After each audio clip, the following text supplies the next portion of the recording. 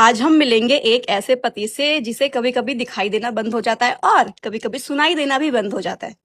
तो ये है हस्बैंड, ये है वाइफ और ये है इन-लॉज़ की फैमिली या दुनिया जहान सब लोग।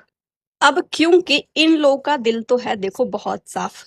इसने इनको कुछ बोल दिया, इसने इनसे कुछ बदतमीज़ी कर दी या कुछ भी बात हो गई।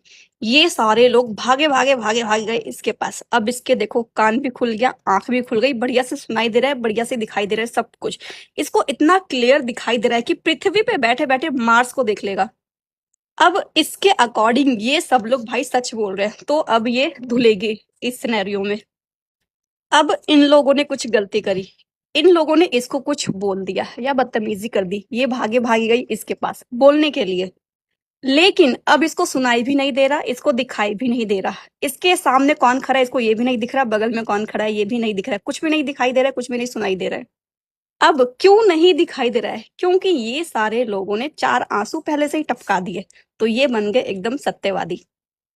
अब भैया ये बोलने गई है इसका मतलब ये तो कर रही है कलेश, ये कर रही है बदतमीजी, ये चाहती ही नहीं है कि ये लोग अच्छे से रहे।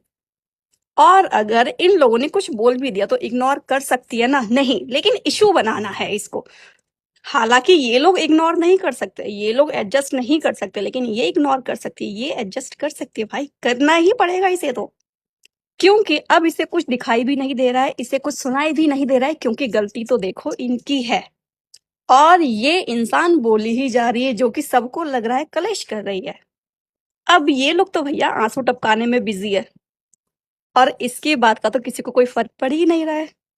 और बचा ये जो कि हो गया फ्रस्ट्रेट, सिर्फ इसकी बातों से हुआ है, इनकी बातों से नहीं हुआ है, तो ये इसी को ही धोएगा अब। मतलब स्टोरी के एंड में चाहे इसकी गलती है तो भी ये धुलेगी, अगर इसकी गलती नहीं है तो भी यही धुलेगी।